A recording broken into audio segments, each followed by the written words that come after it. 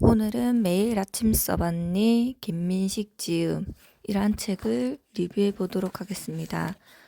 김민식 작가님은 제가 그 영어책 한 권 읽어봤니라는 책으로 처음 알게 됐는데, 그 영어책 한 권 읽어봤니라는 책도 너무 재밌게 읽고 배울 점이 많아가지고 김민식 작가님 책을 다른 책도 있나 보다가 이 책을 알게 됐는데, 이 책 또한 진짜 좋았습니다.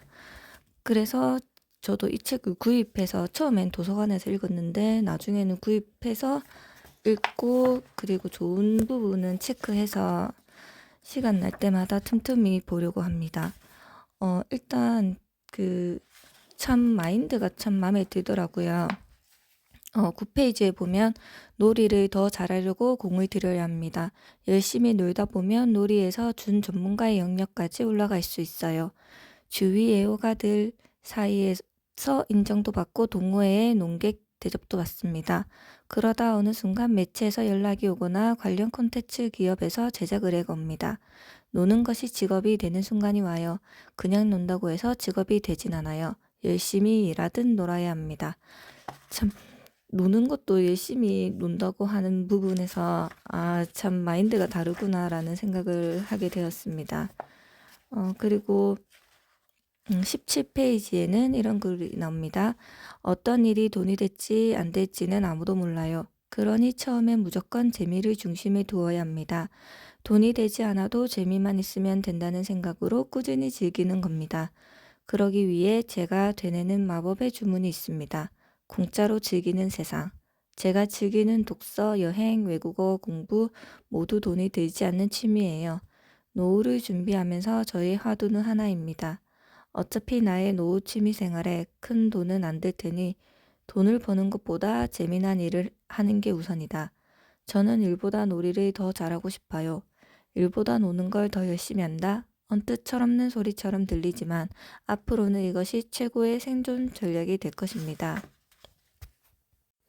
이렇듯 유튜버만 봐도 자기가 좋아하는 게임을 하는 영상을 올렸는데 그걸로 대박이 난 대도서관님도 있듯이 놀이를 참 즐기면서 하니까 결국 그 분야에서 최고가 되는 걸 알 수 있습니다.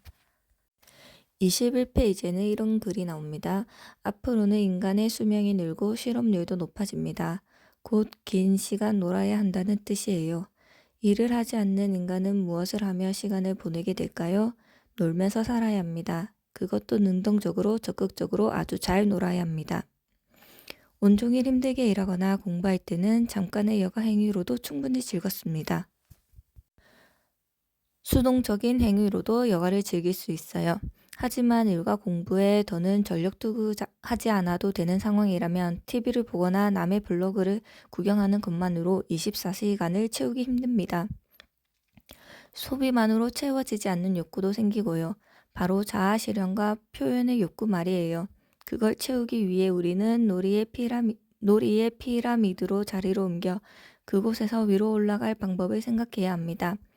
미디어의 소비자에서 헤비 유저로 다시 생산자로 오르는 노력이 필요합니다. 김민석 작가님은 한 가지를 하면 꾸준히 하는 점이 참 곳곳에 나오는데 이런 점은 본받을 만한 것 같습니다. 35페이지는 이런 글이 나옵니다. 100세 시대에 재미없는 일을 하며 살기에 인생이 너무 길거든요. 꾸준히 실패를 거듭하다 보면 우연한 성공을 만날 텐데 그럴 때 우겨야 합니다. 처음부터 그게 작전이었다고. 뻔뻔해지는 순간 우리의 자신감은 상승하고 인생은 성장합니다. 성공에 안주하고 새로운 시도를 멀리하는 순간 사람은 퇴행합니다. 실패를 했음에도 다시 도전할 때 우리는 성장해요. 꾸준한 실패와 우연한 성공. 이것을 연습하기 가장 좋은 환경이 놀이예요. 놀 때 우리는 실패로부터 자유로워집니다. 이길지 질지 모르는 놀이는 승패를 떠나서 재미있기 때문에 반복해서 지속할 수 있습니다. 계속해서 저도 두렵지 않아요. 놀 때 비로소 가장 차기적일 수 있는 조건이 만들어져요. 무엇이든 지속하려면 그 지속하려는 힘이 필요한데 그래도 조금 힘들더라도 내가 재미를 느낀다면 계속 지속할 수 있지 않을까 생각됩니다. 또 43페이지는 이런 글이 나옵니다. 오래도록 행복하려면 강한 자극 한 방을 추구하는 것보다 소소한 즐거움을 자주 맛보는 편이 낫다고 하더군요. 춤의 즐거움도 강도보다 빈도입니다. 언제 어디서나 춤을 출 수 있다면 그 자체로 즐거운 겁니다. 저 또한 이런 마인드를 가지고 생활하려고 합니다. 저는 불과 한 4, 5년 전만 해도 1년에 해외여행 한 번 가기, 이게 참 큰 즐거움이 되더라고요.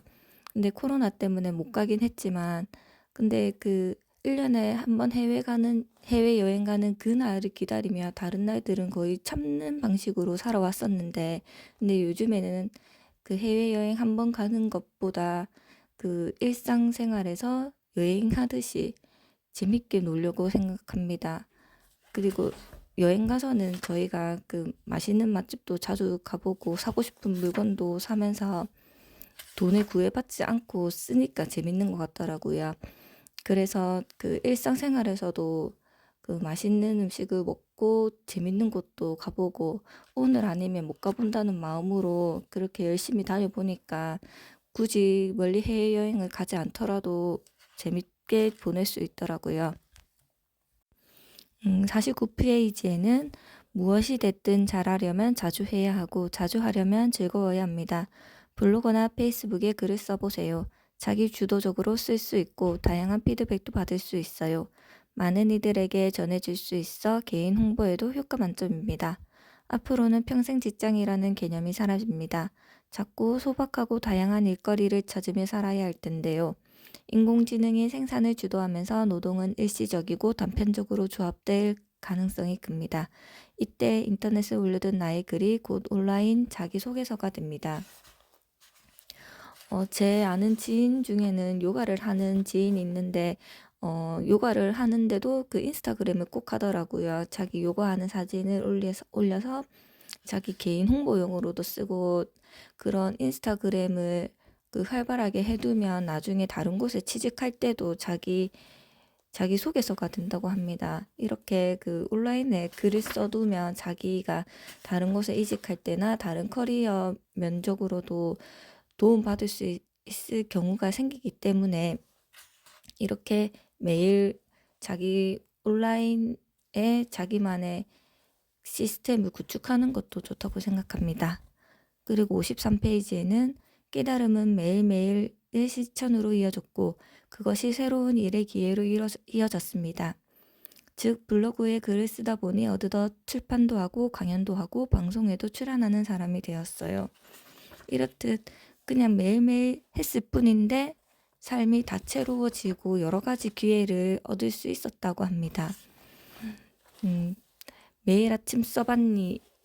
그 앞부분만 살짝 리뷰를 했는데 참 좋은 책이고 이 책을 끝까지 읽어보는 것을 추천드립니다. 그리고 이 책을 읽고 좋은 점을 실천해 보시길 바랍니다. 감사합니다.